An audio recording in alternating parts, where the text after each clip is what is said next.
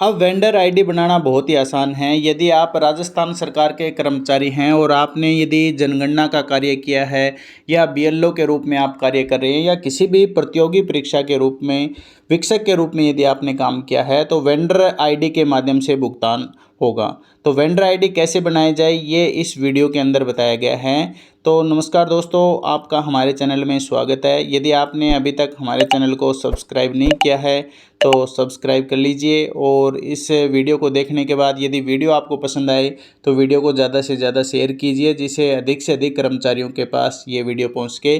तो चलिए देखते हैं किस प्रकार से हमें वेंडर आईडी बनानी है। ये बहुत ही आसान तरीके से एसएसओ आईडी से लॉगिन करके हम वेंडर आईडी बना सकते हैं। तो चलो शुरू करते हैं। तो इसके लिए हमें सबसे पहले एसएसओ आईडी टाइप करना है, उसके बाद एसएसओ आईडी लॉगिन करना है। यहाँ पर हम दो तरीके से लॉगिन कर सकते हैं, या तो डायरेक्ट एसएसओ आईडी से या हम टाइप करेंगे IFMS 3.0। यहाँ से भी हम डायरेक्ट यहाँ IFMS 3.0 से लॉगिन करेंगे और लॉगिन करने के बाद यहाँ पर एसएसओ आईडी और पासवर्ड और कैप्चा डालने के बाद इस प्रकार की स्क्रीन हमारे सामने खुल जाती है।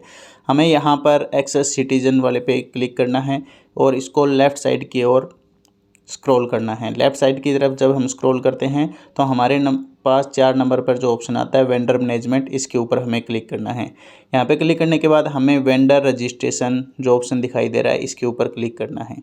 यहाँ पे क्लिक करने के बाद हमारे सामने इस प्रकार की एक स्क्रीन खुल जाती है और हमें प्लीज़ वेरीफाई योर डिटेल के ऊपर क्लिक करना है। एंटर यहाँ पैन नंबर से हम रजिस्ट्रेशन करेंगे और ख़ुद के पैन नंबर डाल के हमें कंटिन्यू पे क्लिक करना है। यहाँ पर कंटिन्यू पे क्लिक करने के बाद हमारे सामने इस प्रकार की स्क्रीन खुल जाती है, जिसमें हमारी रजिस्ट्रेशन डिटेल है वो हमें फिलअप करनी है। फर्म नेम के अंदर हमें इंडिविजुअल रखना है, कैटेगरी के अंदर नेम खुद का नेम डालना है इसमें, और हमारे जो मोबाइल नंबर है वो मोबाइल नंबर इसमें डालने हैं। मोबाइल नंबर डालने के बाद हमें नीचे की तरफ जो ईमेल आईडी है वो कंपलसरी नहीं है, यदि आपके पास है तो ईमेल आईडी इसमें डालनी है। उसके बाद आइडेंटिफिकेशन नंबर नहीं डालने हैं। नीचे की तरफ जो एड्रेस दिया हुआ है उस एड्रेस डिटेल के अंदर हमें जो स्टेट है वो चुनना है, डिस्ट्रिक्ट चुनना है और जो पिन नंबर है वो चुनना है। पिन नंबर लगाने के बाद हमें एड्रेस जो हमारा है पूरा पता वो इसके अंदर हमें दर्ज करना है। इसके बाद नीचे की तरफ हमें बैंक डिटेल जो दिखाई दे रही है, बैंक डिटेल के ऊपर हमें क्लिक करना है और ऐड न्यू डिटेल पे क्लिक करना है।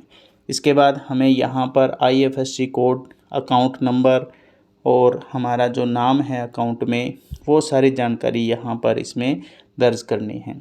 वो सारी जानकारी दर्ज करने के बाद हमें यहाँ पर कैंसिल चेक या हमारी पासबुक की फ़ोटो है वो अपलोड करनी है, और वो केवल PDF के अंदर ही अपलोड करनी है, JPG के अंदर अपलोड नहीं होगी। उसके बाद हमें ओके करने हैं और सक्सेसफुली के बाद हमारे पास इस प्रकार का एक मैसेज आता है और नीचे हम जब ऐड पे क्लिक करते हैं तो हमारा अकाउंट है वो ऐड हो जाता है। और नीचे की तरफ हमें सबमिट बटन के ऊपर क्लिक करना है।